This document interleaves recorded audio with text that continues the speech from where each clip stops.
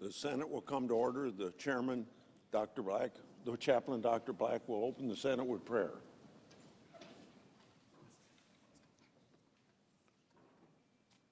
Let us pray. Eternal God, you are our rock and fortress. Keep us from dishonor.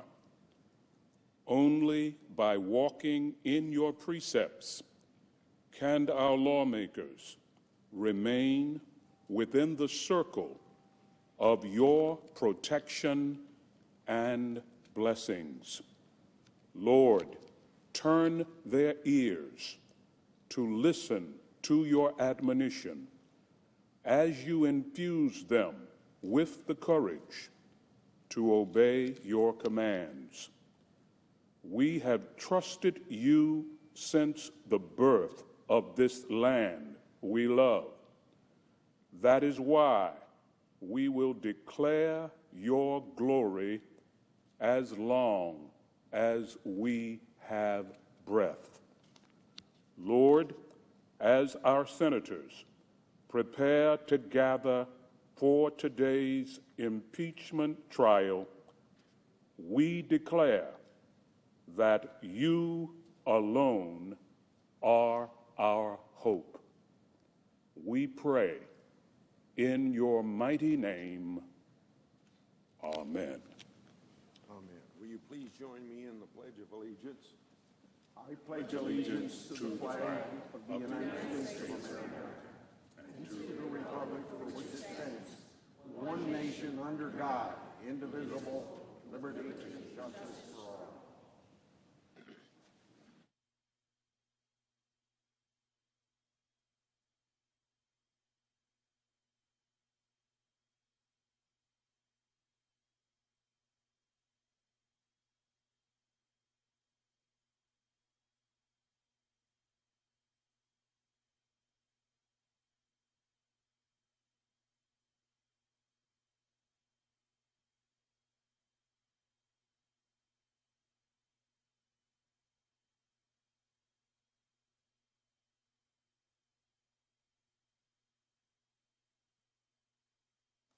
Mr. President. The Majority Leader. Last Thursday, the United States Senate crossed one of the gravest thresholds that exists in our system of government. We began just the third presidential impeachment trial in American history. This is a unique responsibility which the framers of our Constitution knew that the Senate, and only the Senate, could handle. Our founders trusted the Senate to rise above short-term passions and factionalism. They trusted the Senate to soberly consider what has actually been proven and which outcome best serves the nation. That's a pretty high bar, Mr. President, and you might say that later today, this body will take our entrance exam. Today, we will consider and pass an organizing resolution that will structure the first phase of the trial. This initial step will offer an early signal to our country. Can the Senate still serve our founding purpose? Can we still put fairness, even-handedness, and historical precedent ahead of the partisan passions of the day? Today's vote will contain some answers. The organizing resolution we'll put forward already has the support of a majority of the Senate. That's because it sets up a structure that is fair, even-handed, and tracks closely with past precedents that were established unanimously. After pretrial business, the resolution establishes the four things that need to happen next. First, the Senate will hear an opening presentation from the House managers. Second, we will hear from the President's counsel. Third, senators will be able to seek further information by posing written questions to either side through the Chief Justice. And fourth, With all that information in hand, the Senate will consider whether we feel any additional evidence or witnesses are necessary to evaluate whether the House case has cleared or failed to clear the high bar of overcoming the presumption of innocence and undoing a democratic election. The Senate's fair process will draw a sharp contrast with the unfair and precedent-breaking inquiry that was carried on by the House of Representatives. The House broke with precedent by denying members of the Republican minority the same rights that Democrats had received when they were in the minority back in 1998. Here in the Senate, every single senator will have exactly the same rights and exactly the same ability to ask questions. The House broke with fairness by cutting President Trump's counsel out of their inquiry to an unprecedented degree. Here in the Senate, the President's lawyers will finally receive a level playing field with the House Democrats and will finally be able to present the President's case. Finally, some fairness. On every point, our straightforward resolution will bring the clarity and fairness that everyone deserves: the President of the United States, the House of Representatives, and the American people. This is the fair roadmap for our trial. We need it in place before we can move forward. So the Senate should prepare to remain in session today until we complete this resolution and adopt it.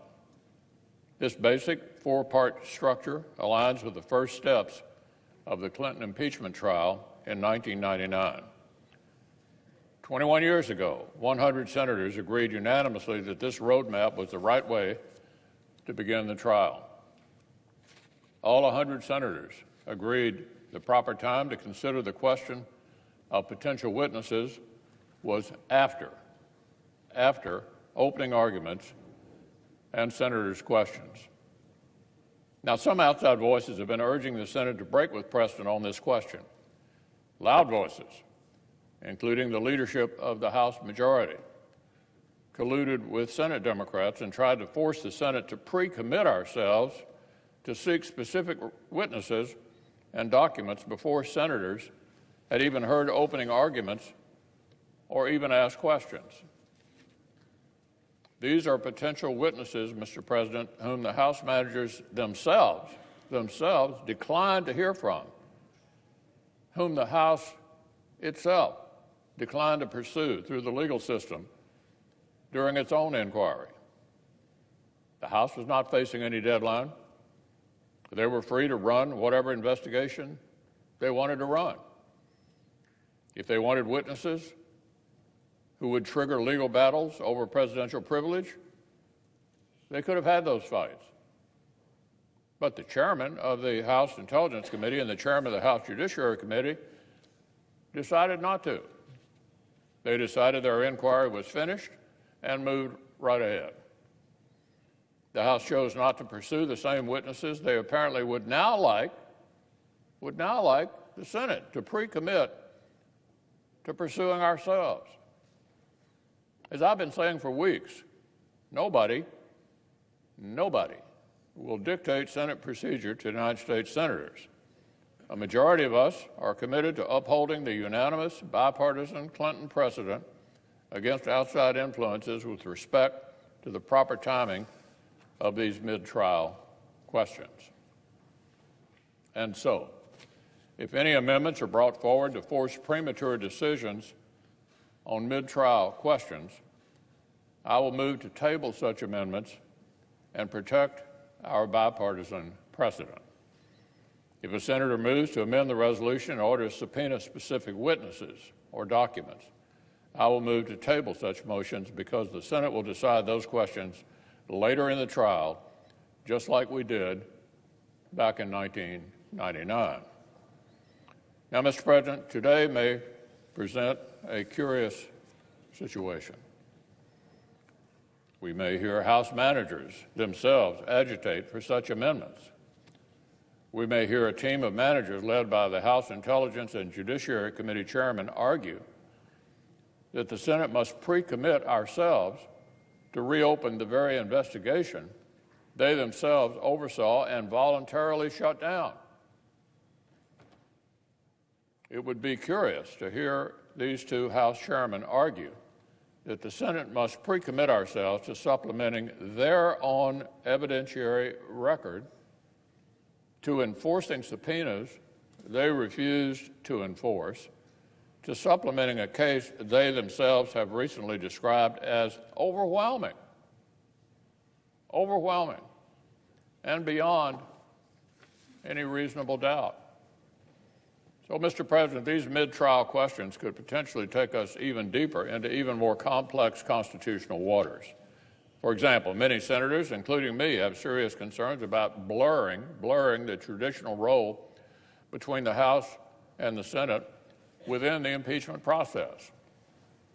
The Constitution divides the power to impeach from the power to try. The first belongs solely to the House, and with the power to impeach comes the responsibility to investigate. The Senate agreeing to pick up and carry on the House's inadequate investigation would set a new precedent that could incentivize frequent and hasty impeachments from future House majorities. It could dramatically change the separation of powers between the House and the Senate if the Senate agrees we will conduct both the investigation and the trial of an impeachment. What's more, some of the proposed new witnesses include executive branch officials whose communications with the President and with other executive branch officials lie at the very core of the President's constitutional privilege. Pursuing those witnesses could indefinitely delay the Senate trial and draw our body into a protracted and complex legal fight over presidential privilege. Such litigation could potentially have permanent repercussions for the separation of powers and the institution of the presidency that senators would need to consider very, very carefully. So, Mr. President, the Senate is not about to rush into these weighty questions without discussion and without deliberation, without even hearing opening arguments first. There were good reasons why 100 out of 100 senators agreed 2 decades ago to cross these bridges when we came to them. That is what we will do this time as well. Fair is fair.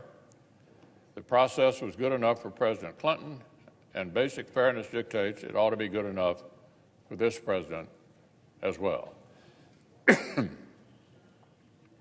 So, the eyes are on the Senate. The country is watching to see if we can rise to the occasion. 21 years ago, 100 senators, including a number of us who sit in the chamber today, did just that. The body approved a fair, common-sense process to guide the beginning of a presidential impeachment trial.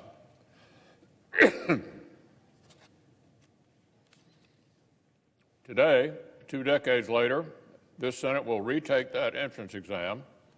The basic structure we're proposing is just as eminently fair and even-handed as it was back then.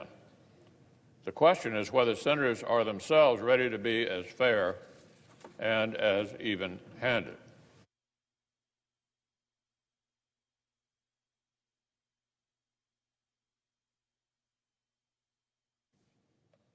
The Senate made a statement 21 years ago. We said that presidents of either party deserve basic justice and a fair process. A challenging political moment like today does not make such statements less necessary, but all the more necessary, in fact. So I would say to my colleagues across the aisle, there is no reason why the vote on this resolution ought to be remotely partisan. There's no reason other than base partisanship to say this particular president deserves a radically different rule book than what was good enough for a past president of your own party. So I would urge every single senator to support our fair resolution I urge everyone to vote to uphold the Senate's unanimous bipartisan precedent of a fair process.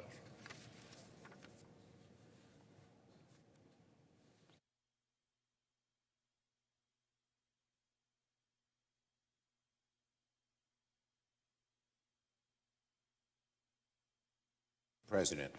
Democratic leader. Now, before I begin, there has been well-founded concern that the additional security measures required for access to the galleries during the trial could cause reporters to miss some of the events on the Senate floor. I want to assure everyone in the press that I will vociferously oppose any attempt to begin the trial unless the reporters trying to enter the gallery are seated. The press is here to inform the American public about these pivotal events in our nation's history. We must make sure they are able to. Some may not want what happens here to be public. We do. Now, Mr. President, after the conclusion of my remarks, the Senate will proceed to the impeachment trial of President Donald John Trump for committing high crimes and misdemeanors. President Trump is accused of coercing a foreign leader into interfering in our elections to benefit himself and then doing everything in his power to cover it up. If proved, the president's actions are crimes against democracy itself. It's hard to imagine a greater subversion of our democracy than for powers outside our borders to determine the elections from within. For a foreign country to attempt such a thing on its own is bad enough. For an American president to deliberately solicit such a thing, to blackmail a foreign country with military assistance to help him win an election, is unimaginably worse. I can't imagine any other president doing this. Beyond that, for then the president to deny the right of Congress to conduct oversight, deny the right to investigate any of his activities, to say Article 2 of the Constitution gives him the right to, quote, do whatever he wants, we are staring down an erosion of the sacred democratic principles for which our founders fought a bloody war of independence. Such is the gravity of this historic moment. Now, once Senator Inhofe is sworn in at 1 p.m., the ceremonial functions at the beginning of a presidential trial will be complete. The Senate then must determine the rules of the trial. The Republican leader will offer an organizing resolution that outlines his plan for the rules of the trial. It is completely partisan. It was kept secret until the very eve of the trial. And now that it's public, it's very easy to see why. The McConnell rules seem to be designed by President Trump for President Trump. It asks the Senate to rush through as fast as possible and makes getting evidence as hard as possible. It could force presentations to take place at 2 or 3 in the morning so the American people won't see them. In short, the McConnell resolution will result in a rushed trial with little evidence in the dark of night. Literally, the dark of night. If the president is so confident in his case, if Leader McConnell is so confident the president did nothing wrong, why don't they want the case to be presented in broad daylight? On something as important as impeachment, the McConnell resolution is nothing short of a national disgrace. This will go down, this resolution, as one of the darker moments in the Senate history, perhaps one of even the darkest. Now, Leader McConnell has just said he wants to go by the Clinton rules. Then why did he change them in 4 important ways at minimum to all make the trial less transparent, less clear, and with less evidence? He said he wanted to get started in exactly the same way. It turns out, contrary to what the leader said, I'm amazed he could say it with a straight face. that the rules are the same as the Clinton rules. The rules are not even close to the Clinton rules. Unlike the Clinton rules, the McConnell resolution does not admit the record of the House impeachment proceedings into evidence. So Leader McConnell wants a trial with no existing evidence and no new evidence. A trial without evidence is not a trial. It's a cover-up. Second, unlike the Clinton rules, the McConnell resolution limits presentation by the parties to 24 hours per side over only 2 days. We start at 1, 12 hours a day, we're at 1 a.m., and that's without breaks. It'll be later. Leader McConnell wants to force the managers to make important parts of their case in the dark of night. Number 3, unlike the Clinton rules, the McConnell resolution places an additional hurdle to get witnesses and documents by requiring a vote on whether such motions are even in order. If that vote fails, then no motions to subpoena witnesses and documents will be in order. I don't want anyone on the other side to say, I'm going to vote no first on witnesses, but then later I'll determine it. If they vote for McConnell's resolution, they're making it far more difficult to vote in the future, later on in the trial. And finally, unlike the Clinton rules, the McConnell resolution allows a motion to dismiss at any time in the trial. So in short, contrary to what the leader has said, the McConnell rules are not at all like the Clinton rules. The Republican leader's resolution is based neither in precedent nor in principle. It is driven by partisanship and the politics of the moment. Today, I'll be offering amendments to fix the many flaws in Leader McConnell's deeply unfair resolution and seek the witnesses and documents we've requested, beginning with an amendment to have the Senate subpoena White House documents. Let me be clear, these amendments are not dilatory. They only seek one thing, the truth. That means relevant documents. That means relevant witnesses. That's the only way to get a fair trial, and everyone in this body knows it. Each Senate impeachment trial in our history, all 15 that were brought to completion, feature witnesses. Every single one. The witnesses we request are not Democrats. They're the president's own men. The documents are not Democratic documents. They're documents, period. We don't know if the evidence of the witnesses or the documents will be exculpatory to the president or incriminating. But we have an obligation, a solemn obligation, particularly now during this most deep and solemn part of our Constitution, to seek the truth and then let the chips fall where they may. My Republican colleagues have offered several explanations for opposing witnesses and documents at the start of the trial. None of them has much merit. Republicans have said we should deal with the question of witnesses later in the trial. Of course, it makes no sense to hear both sides present their case first and then afterward decide if the Senate should hear evidence. The evidence is supposed to inform arguments, not come after they're completed. Some Republicans have said the Senate should not go beyond the House record by calling any witnesses. But the Constitution gives the Senate the sole power to try impeachments, not the sole power to review, not the sole power to rehash, but to try. Republicans have called our request for witnesses and documents political.